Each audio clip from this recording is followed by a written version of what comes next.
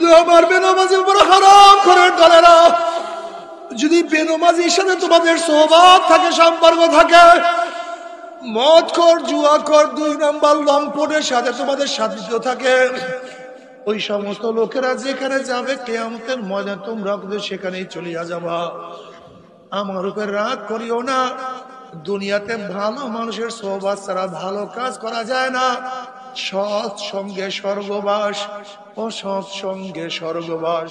আগে চোখের মধ্যে পানি ছিল না, এখন চোখের মধ্যে মাওলার ভয়ে পানি জারি হয়ে গেছে।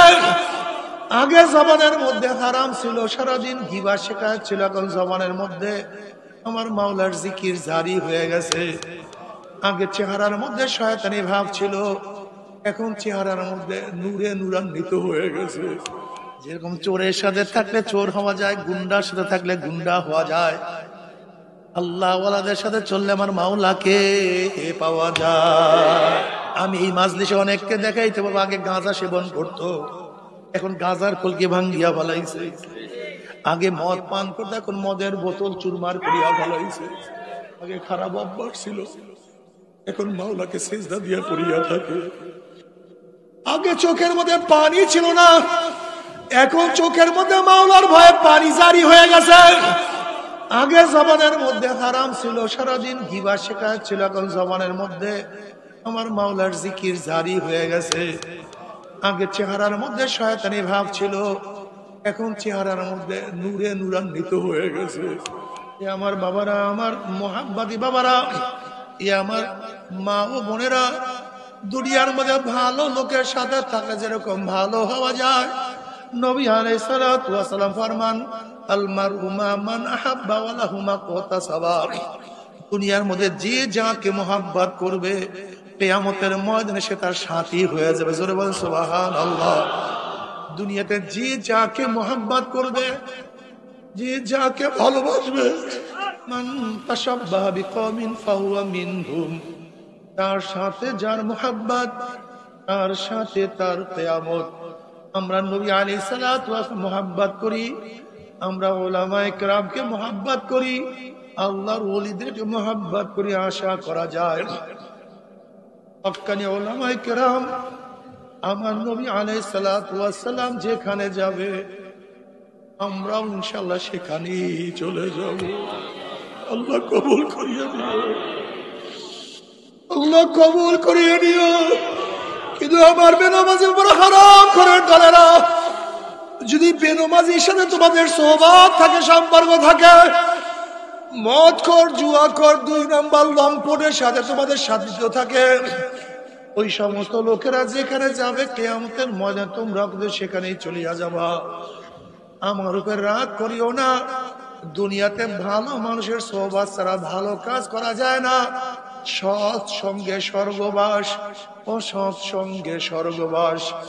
এর জন্য আমি আপনাকে অনুরোধ করব, আমি চরমোনাই বুঝি না, চরমোনার দাওয়াত প্রশংসা প্রচার প্রসার করার জন্য আসিনের বাবা।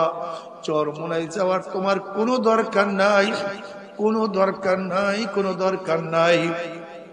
তুমি যার কাছে গিয়া পারো গুনার কাম সারো, নেকের আমল ধরো, কলব নরম করিয়া চোখে পানি নিয়ে মাওলার কবরে যাইও। যেরকম দুনিয়ার ঘরে আগুন লাগলে পানি ছাড়া নিভানো যায় না, ঠিক তদ্রুপ তোমার এবং আমার গুনার দ্বারা যে জাহান্নামের আগুন জ্বলিয়া রইছে। আল্লাহুম্মা সাল্লি আলা সাইয়্যিদিনা ওয়া নাবিয়িনা ওয়া হাবিবিনা মাওলানা মুহাম্মদ সাল্লাল্লাহু আলাইহি ওয়া আলা আলিহি ওয়া আসহাবিহি ওয়া বারাকা ওয়া সাল্লাম। আল্লাহুম্মা সাল্লি حبيبنا مولانا محمد صلى الله عليه وعلى آله وأصحابه وبارك وسلم। আল্লাহ পাকের শুকর যে মাওলাই কারীম দীর্ঘ রাত্র পর্যন্ত আপনাকে আমাকে গুনার মধ্যে লিপ্ত না রেখে, এই মুহূর্তে কত মানুষ পুরুষ কোয়ার্টারে, এই মুহূর্তে কত মানুষ বারে মদ পান করে ভূত হয়ে পড়ে আছে, এই মুহূর্তে কত মানুষ জুয়ার আসরে, এই মুহূর্তে কত মানুষ গুনার সাগরে ডুবন্ত। আল্লাহ পাক আপনাকে আমাকে ওদের অন্তর্ভুক্ত না করে জাকিরিন, শাকিরিন, আবিদিন, সলিহিন, উলামায়ে কেরাম, নেককার আল্লাহ ওয়ালাদের দামি এক মজলিসে আসার, বসার, বলা, শোনার তৌফিক দান করছেন। শুকরিয়াতান সবাই বলে আলহামদুলিল্লাহ। এই মজলিস অনেক গুরুত্বপূর্ণ, অনেক দামি। জিকিরের মজলিসকে আমি সবসময় ধুলাই কারখানা বলি। ধুলাই কারখানায় ময়লা জামা কাপড়গুলি পরিষ্কার করে ফেরত দেয়, আর জিকিরের মজলিসে মানুষের গুনাহগুলি পরিষ্কার করে বাড়িতে পৌঁছায় দেয়। বুখারীর মধ্যে দীর্ঘকার রওয়ায়াত আছে, আল্লাহ পাক এই মজলিসকে কেন্দ্র করে বলেন, উশহিদুকুম আন্নী ক্বাদ গফারতু লাহুম। ফেরেশতারা সাক্ষী থাক, গোটা মজলিসের বান্দাদের গুনাহ সব মাফ করে দিয়েছে। আমি সংক্ষিপ্ত কিছু আলোচনা করব, খুব খেয়ালের সাথে কথাগুলি শোনা চাই। রাত্র তো 11টার বেশি বেজে গেছে, আমি সময় বেশি নেব না, সংক্ষিপ্ত সময় নেব। আমার তন ও মন খুব খেয়ালের সাথে কথাগুলি শোনা চাই, ঠিক না ভাই? আমাদের সমস্যা কি, সমাধানের পদ্ধতিটা কি, এই দুইটা জিনিস আলোচনা করব। আমাদের সমস্যাটা কি, এই গোটা দুনিয়ার সমস্যা কি ছিল, নবী রাসূলগণ দুনিয়াতে কেন আসছেন, তাদের কাজটা কি, এই বিষয় কিন্তু আমরা অনেকেই জানি না। কি কথা ঠিক না?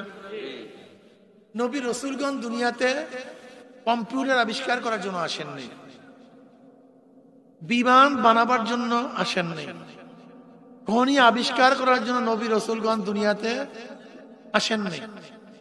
নবী রাসূলগণ দুনিয়াতে আসছেন মানুষরূপী অমানুষদেরকে মানুষ বানাবার জন্য। আপনারা জানেন নবী আলাইহিস সালাতু ওয়াস সালাম জমানার আইয়ামে জাহিলিয়া, জাহিলি যুগ, অসভ্যদের যুগ, অন্ধকারের যুগ, জালেমদের যুগ, খুনিদের যুগ, ভক্ষকদের যুগ, ডাকাতদের যুগ। হীন কোন অপরাধ নাই যেই অপরাধ ওই জমানায় ছিল না, এমন কোন অপরাধ সেখানে নেই। কি বিশ্বাস করেন না? কেমন যুগ ছিল?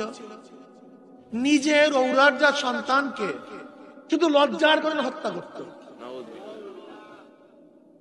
অর্থাৎ কারোর ঘরে যদি কন্যা সন্তান জন্মগ্রহণ করত, সবচেয়ে বড় লজ্জার বিষয় ছিল, অপমানের বিষয় ছিল।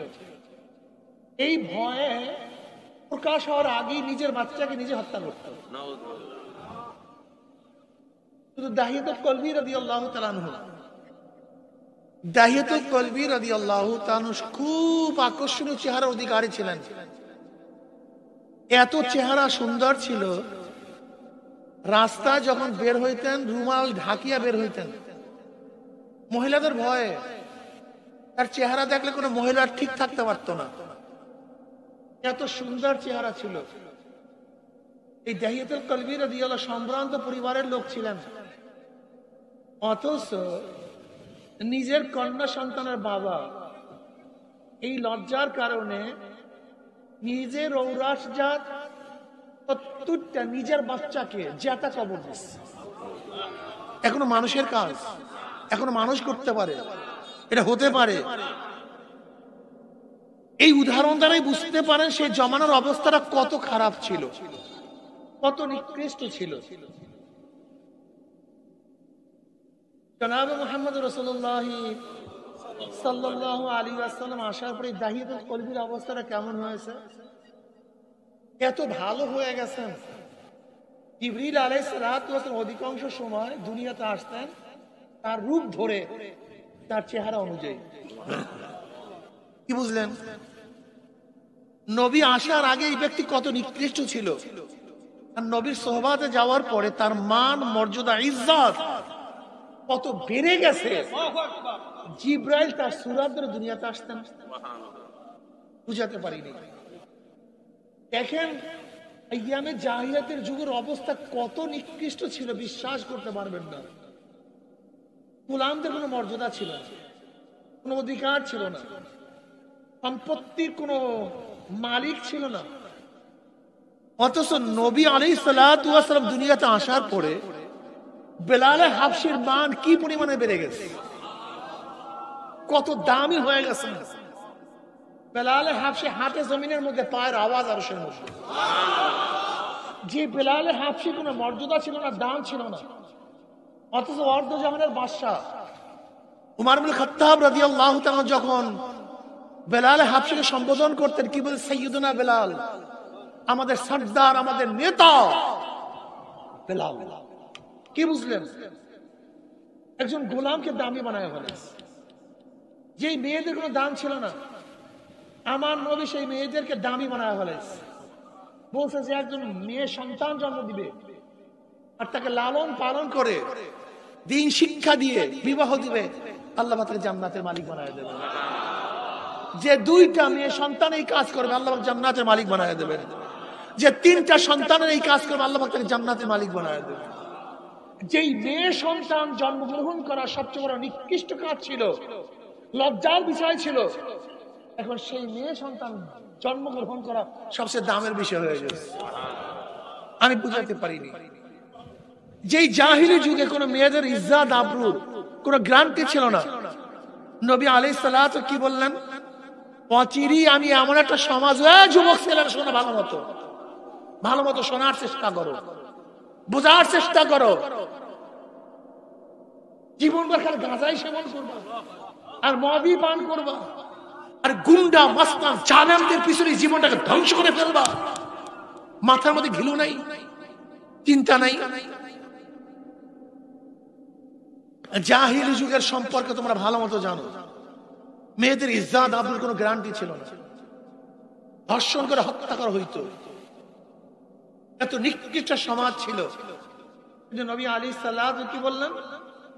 অচিরি আমি এমন একটা সমাজ উপহার দেব, মদিনার থেকে হাজরা মাউত পর্যন্ত, মক্কা পর্যন্ত একটা সুন্দরী, সুশ্রী, আকর্ষণীয় রমণী একা একা হাঁটবে, চলবে, কিন্তু ধর্ষণের শিকার হবে না, ইফতিজিং এর শিকার হবে না, সিলোথানি হবে না, এবং লুণ্ঠিত হবে না। কি বুঝলেন? কথা বুঝছেন? এই হাদিস দ্বারা কি বুঝছেন? আহা, কত দামি হাদিস, কত গুরুত্বপূর্ণ হাদিস। একটা হাদিস চিন্তা করতে পারছেন? সুন্দরী সুশ্রী একটা মেয়ে এই জনপথে রাত্রে দিনে চলাফেরা করবে, কোন যুবক সন্তান তার দিকে তাকাবে না। তার মানে এই গোটা এরিয়া সমস্ত যুবক, সমস্ত পুরুষের চরিত্র ভালো হয়ে যাবে, সমস্ত যুবকরা আদর্শবান হয়ে যাবে, নীতিবান হয়ে যাবে, আল্লাহর ভয় তাদের মধ্যে চলে আসবে, সমস্ত মানুষগুলি ভালো হয়ে যাবে। কি বুঝলেন? আল্লাহ। তাই দেখা গেছে মরুর মধ্যে একজন রমণী হাঁটতেছিল, সুন্দরী মেয়ে একা একা চলতেছিল, হঠাৎ পায়ের আওয়াজ পাইতেছিল, পায়ের আওয়াজ। এ তাকায় দেখে পুরুষ, যুবক, তাগড়া পুরুষ। ওরা কলিজায় নাই, কলিজা উল্টে গেছে। মনে করছে আজ আর উপায় নেই, আমি শেষ, আমার ইজ্জতও শেষ, জীবনও শেষ, সবই শেষ। যুবকটা বুঝতে পারছে মেয়েটা ভয় পেয়েছে, যুবক বুঝতে পারছে মেয়েটা ভয় পেয়েছে। অমনি যুবক আওয়াজ করছে, আমি একজন মহিলা, আমি একজন মুসলমান। এ মহিলা শোনো, আমি একজন মুসলমান, আমি একজন। বাস, চুপ, শান্ত। যেহেতু সে মুসলমান, মুসলমান মানিটা কি? আল মুসলিমু মান সালামা আল মুসলিমুনা মিন লিসানিহি ওয়া ইয়াদিহি। সব দিক থেকে আরেকজনের জান, মাল, ইজ্জত, আবরু সব নিরাপদ। এবার যুবক বলছে, মেয়ে পিছনে আসো, আমি সামনে যাই। কোথায় যাবা? অমুক জায়গায়, পিছনে হাঁটতে থাকো। একজন মেয়ের রাহনুমাই করার জন্য এইটাই পদ্ধতি, পিছন থেকে রাহনুমাই করা যাবে না, পথ প্রদর্শন করা যাবে না। যেহেতু মেয়েদের আল্লাহ পাক সব অঙ্গই আকর্ষণীয় বানাইছেন, এর জন্য পিছন থেকে না। যদি পথ দেখাতে হয়, পুরুষ সামনে থাকবে, মেয়ে পিছনে থাকবে। মেয়ে এবার বলতেছে অমুক অমুক অমুক অমুক জায়গায় যাবো, এই রাস্তা এই রাস্তা। পুরুষ সেই জায়গায় পৌঁছাবার পরে পুরুষ আবার চলে আসে। কি বুঝলেন? লুণ্ঠিত হবে না, তার মানে এই গোটা এরিয়ার সমস্ত মানুষ দরিদ্র সীমার উপরে চলে যাবে, কেউ গরিব থাকবে না, একজনও গরিব থাকবে না, সব দরিদ্র সীমার উপরে চলে যাবে। হাদিস বুঝেন? হ্যাঁ বুঝলেন। সমস্ত মানুষগুলি দরিদ্র সীমার উপরে চলে যাবে, যেহেতু পকেট খালি না। অন্যের পকেটের দিকে নজর দেবে কেন? কথা কয় না। যেহেতু পেটটা ভরা, অন্যের প্লেটের দিকে নজর দেওয়ার দরকারটা হবে কেন? আল্লাহু আকবার। ওমর ইবনে খাত্তাব রাদিয়াল্লাহু জামানায়, ওমর ইবনে খাত্তাব রাদিয়াল্লাহু তাআলা জামানায়, ওমর ইবনে খাত্তাব রাদিয়াল্লাহু তাআলা আনহু খেলাফতে বসছেন 13 হিজরিতে, বিদায় হয়েছেন 23 হিজরিতে। ওমর ইবনে খাত্তাব রাদিয়াল্লাহু তাআলা জামানায় নবী আলাইহিস সালাম দুনিয়াতে বিদায় হয়েছেন 11 হিজরিতে। আবু বকর রাদিয়াল্লাহু ছিলেন 18 মাস। কয় মাস? 18 মাস। নবী আলাইহিস সালাতু ওয়াস সালামের বিদায় হওয়ার পরে আবু বকর রাদিয়াল্লাহু তাআলা 18 মাস, আর ওমর ইবনে খাত্তাব রাদিয়াল্লাহু তাআলা 23 বছর। 23 সন 10 বছর 6 মাস 6 দিন। 10 বছর 6 মাস 6 দিন তিনি খেলাফতের দায়িত্বে ছিলেন। এই মাত্র এই কয়দিনের মধ্যে মদিনার অলিতে গলিতে যাকাতের টাকা নিয়ে ঘুরছে। যাকাত গ্রহণ করবে এরকম কোন গরিব নেই, সব ধনী হয়ে গেছে। কয় বছর বললাম না, মাত্র অল্প। আরে 10 বছর তো শেষ। ওমর ইবনে খাত্তাব রাদিয়াল্লাহু মাঝখানের জমানে এই অবস্থা হয়ে গেছে। অত সেই কপাল পর মুসলমান ইসলাম বুঝি না, ইসলাম বুঝতেই চায় না। এর কারণটা, এর মূল কারণ সোহবাত। জোরে বলেন কি? জোরে বলেন। আচ্ছা বলেন তো, আমাদের গোটা দুনিয়ার মধ্যে কোন মানুষ ধূমপান অবস্থায় জন্মগ্রহণ করছে? তাই ধূমপান শিখলো কিভাবে? আচ্ছা গাঁজা সেবন অবস্থায় গোটা দুনিয়ার কেউ জন্মগ্রহণ করছে? গাঁজা ধরলো কিভাবে? আচ্ছা মদ পান করে কেউ জন্মগ্রহণ করছে? মদ পান করলো কিভাবে? আচ্ছা কলেমা পড়িয়া কেউ জন্মগ্রহণ করছে? কলেমা পড়লো কিভাবে? আচ্ছা নামাজ শিখিয়া কেউ জন্মগ্রহণ করছে? নামাজ শিখলো কিভাবে? আল্লাহকে চিনিয়া কেউ জন্মগ্রহণ করছে? আল্লাহকে চিনলো কিভাবে? তার মানে দাম কিসের? জোরে বলেন। বিশ্বাস হয় না? আচ্ছা বলেন তো, আবরার ফাহাদকে কারা হত্যা করছে? ইউনিভার্সিটি, বুয়েট ইউনিভার্সিটির ছাত্ররা, ইঞ্জিনিয়ারিং ইউনিভার্সিটির ছাত্ররা। আর আপনারা জানেন বুয়েটে ভর্তি হয় কবে? আইএ পাস করার পরে। 2টা পরীক্ষা দিছে, মেট্রিক আইএ। ভালো রেজাল্ট ছাড়া, জিপিএ 5 পাওয়া ছাড়া কোনো সুযোগ নেই। গোটা বাংলাদেশের মধ্যে বুয়েটে ভর্তি হওয়ার জন্য সবচেয়ে বেশি মেধার প্রয়োজন, আপনারা সবাই জানেন। এই ছেলেগুলি বাংলাদেশের 3%, সবচেয়ে দামি ছেলে, সবচেয়ে মেধাবী। এরা নিশ্চয়ই ছাত্র জীবনে সবচেয়ে ভালো রেজাল্ট করছে, ভালো পড়াশোনা করছে। আপনারা দেখেছেন এই বছর মেট্রিকে যারা ভালো রেজাল্ট করছে তারা কি বলছে? আমরা মোবাইল ব্যবহার করি। দেখছেন আপনারা? দেখেন নাই? যারা ভালো রেজাল্ট করছে তারা বলে আমরা মোবাইল ব্যবহার করি না, আমাদের কাছে মোবাইল ছিল না, আমরা আড্ডা টাড্ডা মারতাম না। এই যেই ছেলেটা ভালো রেজাল্ট করে সে পড়াশোনা করে না আড্ডা মারে? পড়াশোনা করে। সে ভালো না খারাপ? ভালো। বুয়েটে ভর্তি হওয়ার জন্য যেই ছেলেটা সবচেয়ে মেধাবী ছিল, সবচেয়ে ভালো ছিল, সেই ছেলেটা সেখানে ভর্তি হওয়ার পরে খুনি হইল কিভাবে? একদিন চিন্তা করছেন? কেউ চিন্তা করে না। আমাদের সমস্যা এ তো ছিল ভালো, হয়ে গেছে খুনি।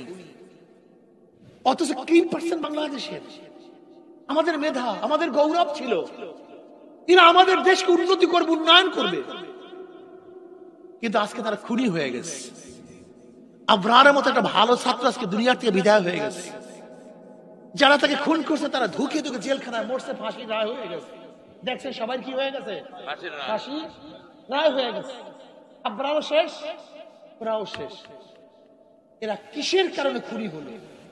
আবরার কার কারণে খুন হইতে হয়েছে চিন্তা করছেন? আমাদের সমস্যা আমরা চিন্তা করি না, এইটা আমাদের মূল সমস্যা।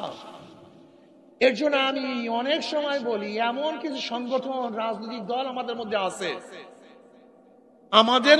আমাদের বাংলাদেশে এমন হাজারো রাজনৈতিক দল আছে, যদি সেখানে ফেরেশতা ঢুকে আজাজিল হয়ে বের হবে।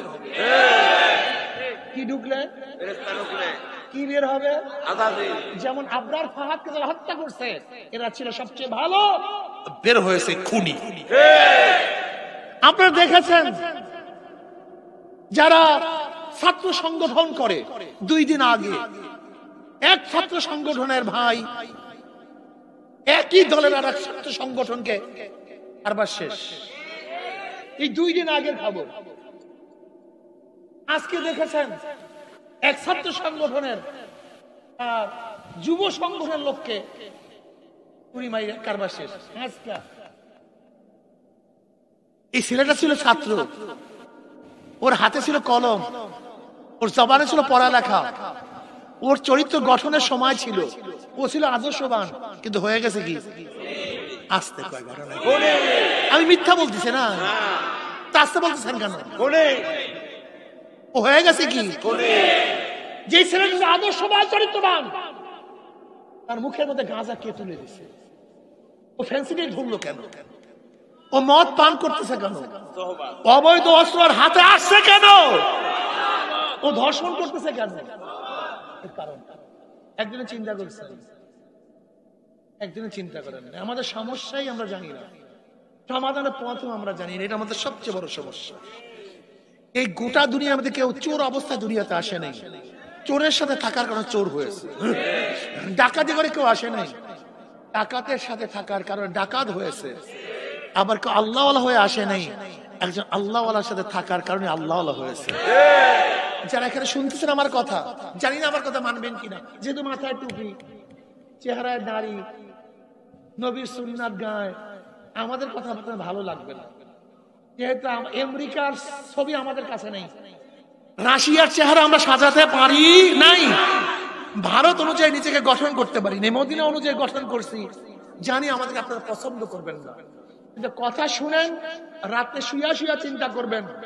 2 নম্বর জমিতে 1 নম্বর ফসল হয় না, 2 নম্বর গাছে 1 নম্বর ফল হয় না, 2 নম্বর উস্তাদের কাছে 1 নম্বর ছাত্র গঠন হতে, 2 নম্বর নেতার মাধ্যমে দেশ কোনোদিন 1 নম্বর হবে না। লেখেন, লিখে রাখেন, লেখেন, হবে না, যুক্তি নেই। ট্যাঙ্কির মধ্যে যে ময়লা থাকে, ট্যাপের পানি যত পরিষ্কার করেন না কেন, এখান থেকে ময়লাই বের হবে, পরিষ্কার পানি বের হবে। নেতা যদি 2 নাম্বার হয়, অনুসারী আর কর্মী যদি ফেরেশতাও হয়, কয়েকদিন পরে দেখবে সে আজাদিল হয়ে গেছে। কি হয়ে গেছে? আজাদিল। আর হাজারো সংগঠন, হাজারো দল, হাজারো নেতা, যেমন এইমাত্র দাহিয়াতুল কলবি রাদিয়াল্লাহু তাআলার ঘটনা শুনেছি। নবী আলাইহিস সালাতু ওয়াস সোহবাতে যাওয়ার কারণে হাজারো খারাপ মানুষটা আজাজিল ফেরেশতা হয়ে গেল। এর নাম সোহবা, এর নাম সোহবা। দাহিয়াতুল কলবির মতো খুনি আল্লাহর ওলি হয়ে গেছে। আর আমাদের সোহবাত, আমাদের দেশের সোহবাত, হাজারো খারাপ মানুষের সোহবাতের কারণে হাজারো ভালো মানুষগুলি ধর্ষক হয়ে যাইতেছে, খুনি হয়ে যাইতেছে, টেন্ডারবাজ হয়ে যাইতেছে। আপনারা ভেবেছেন কি যে লিডার পরিবর্তন হলি বেশ ভালো হয়ে যাবে? না, একজনের নাম এ, একজনের নাম বি, একজনের নাম সি, 3 জনই চোর। এও চোর, বিও চোর, সিও চোর। এর আছে এ, সে কি করবে? হটাও এ, হরতাল অবরোধ, বসাও বি, কি করবে? হটাও বি, বসাও সি, কি করবে? কারণটা কি? নেতার পরিবর্তন হয়েছে, দলের পরিবর্তন হয়েছে, নীতি আদর্শ পরিবর্তন হয়নি। আচ্ছা বলো তো, তোমরা দেশ চালাবা, তোমরা চেয়ারে বসবা, আদর্শ নৈতিকতা শিক্ষার জন্য কি সাধনা করছো? কি চেষ্টা করছো? নবী আলাইহিস সালাতু কি করেছেন? 13 বছর মক্কায় কিছু লোক তৈরি করছেন। 13 বছর যুদ্ধ করেন, দেশ চালান নাই, প্রথম কি করছেন? কিছু লোক তৈরি করছে। তার মনে হচ্ছে কাজটা কেউ নবীর অনুসরণ করা, আগে নিজেকে গঠন করো, তারপর সমাজকে গঠন করার চেষ্টা। নিজে চোর, নিজের ডাকাত, নিজে খারাপ, আর দেশ ভালো মনে হয় ভালো। এই জন্য আমরা অনেক সময় বলি কি বলো না, অনেক সময় বলি তোমরা আমাদের খারাপ বলো, আমরা তো ইনশাআল্লাহ ওপেন চ্যালেঞ্জ দিতে পারি, এই রক্তের মধ্যে হারাম নেই। তুমি যে লিডারের পিছনে ঘোরো, সে চ্যালেঞ্জ দাও, তার রক্তের মধ্যে হারাম নাই। আমরা চ্যালেঞ্জ দিতে পারি, আমার বাবার রক্তের মধ্যে হারাম নাই।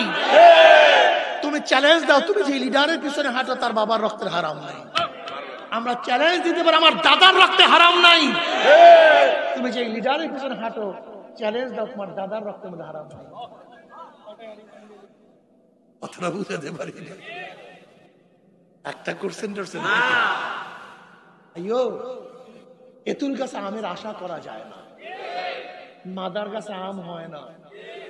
ডাকাত, বদমাশ, লুচ্চা, গুন্ডা 2 নাম্বার 6 নাম্বার, এদের মাধ্যমে দেশ কোনোদিন 1 নাম্বার হতে পারে না। রাগ করিও না, তোমার যা মনে চায় করো, আগে নিজেকে গঠন করে আল্লাহকে ভয় করো। ওয়াকুনু মা'আস সাদিকিন, ওয়াকুনু মা'আস সাদিকিন, সবচেয়ে দামি কথা। আমি মনে করি শিক্ষায় মানুষকে পরিবর্তন করতে পারে না। পত্রিকায় কি দেখেছেন হেডলাইন? সমস্ত শিক্ষিত চোর না, কিন্তু যারা চুরি করে সব শিক্ষিত। সমস্ত শিক্ষিত কি না, কিন্তু যারা চুরি করে সব শিক্ষিত। সব। আমাদের দেশের কোন গরিব মানুষ 28 লক্ষ কোটি টাকা বিদেশে পাচার করতে পারে না, সম্ভব না। আমাদের দেশের কোন কৃষক ব্যাংক লুট করতে পারে না। আমাদের দেশের কোন কৃষক, শ্রমিক, মজদুর, জেলে খেটে খাওয়া মানুষগুলি সরকারি টাকা আত্মসাৎ করতে পারে না। কারা করে? সব শিক্ষিত, সব বিসিএস কেন, সব শিক্ষিত বিসিএস কেন। শিক্ষিত হয়েছে কিন্তু চরিত্র গঠন করতে পারে।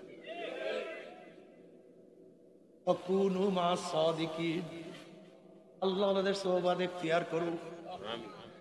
যেরকম চোরের সাথে থাকলে চোর হওয়া যায়, গুন্ডার সাথে থাকলে গুন্ডা হওয়া যায়, আল্লাহ ওয়ালাদের সাথে চললে আমার মাওলাকে পাওয়া যায়। জোরে বলেন সুবহানাল্লাহ। আমি এই মাজলিসে অনেককে দেখাইতে পারবো, আগে গাঁজা সেবন করতো, এখন গাঁজার কলকি ভাঙ্গিয়া ফেলাইছে। আগে মদ পান করতো, এখন মদের বোতল চুরমার করিয়া ফেলাইছে। আগে খারাপ অভ্যাস ছিল, এখন মাওলাকে সিজদা দিয়া পড়িয়া থাকে। আগে চোখের মধ্যে পানি ছিল না, এখন চোখের মধ্যে মাওলার ভয়ে পানি জারি হয়ে গেছে।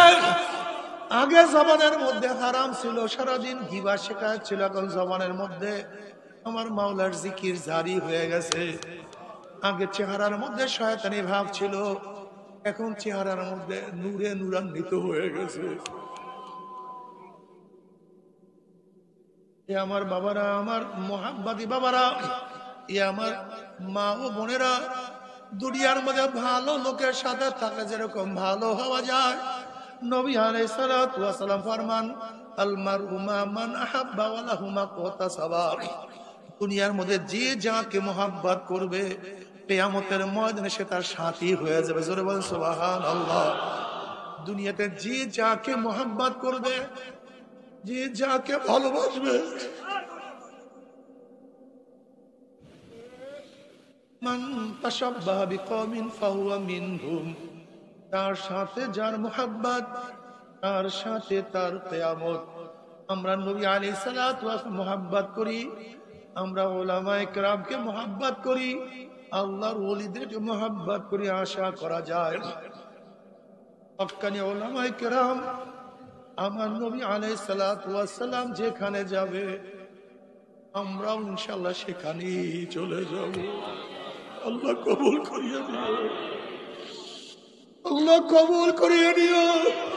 কিন্তু আমার বেনামাজি উপর হারাম করে দলেরা যদি বেনমাজির সাথে তোমাদের সোহবত থাকে, সম্পর্ক থাকে, মদখোর, জুয়াখোর, 2 নাম্বার লম্পটের সাথে তোমাদের সাথিত্ব থাকে, ওই সমস্ত লোকেরা যেখানে যাবে কিয়ামতের ময়দানে তোমরা সেখানেই চলিয়া যাবা। আমার উপর রাগ করিও না। দুনিয়াতে ভালো মানুষের সোহবত ছাড়া ভালো কাজ করা যায় না। সৎ সঙ্গে স্বর্গবাস, অসৎ সঙ্গে স্বর্গবাস। এর জন্য আমি আপনাকে অনুরোধ করব, আমি চরমোনাই বুঝি না, চরমোনার দাওয়াত প্রশংসা প্রচার প্রসার করার জন্য আসিনের বাবা। চরমোনাই যাওয়ার তোমার কোনো দরকার নাই, কোনো দরকার নাই, কোনো দরকার নাই। তুমি যার কাছে গিয়া পারো গুনার কাম সারো, নেকের আমল ধরো, কলম নরম করিয়া চোখে পানি নিয়ে মাওলার কবরে যাইও। যেরকম দুনিয়ার ঘরে আগুন লাগলে পানি ছাড়া নিভানো যায় না, ঠিক তদ্রুপ তোমার এবং আমার গুনার দ্বারা যে জাহান্নামের আগুন জ্বলিয়া রয়েছে, আমার গুনার দ্বারা যে জাহান্নামের আগুন জ্বলিয়া রয়েছে, চোখের পানিও সারা জাহান্নামের আগুন নিভানো সম্ভব না। নবী আলাইহিস সালাতু ওয়াস সালাম ফরমান, মান বাকা মিন খাশিয়াতিল্লাহি হারামাল্লাহু তিলকাল আইন আলান নার। এই ব্যক্তি মাওলার ভয়ে, জাহান্নামের ভয়ে এক ফোঁটা চোখের পানি ফালাইতে পারবে, আমার মাওলা তাদের উপরে জাহান্নামের আগুন হারাম করিয়া দিবে। কাজে আমার জন্য দোয়া চাই, আমিও দোয়া করি, সবাই সবার জন্য প্রাণ খুলিয়া দোয়া করো, যেন কিয়ামতের ময়দানে গলা গলে বাঁধিয়া মাওলা একসাথে জান্নাতে যাওয়ার তৌফিক দিয়া দেয়।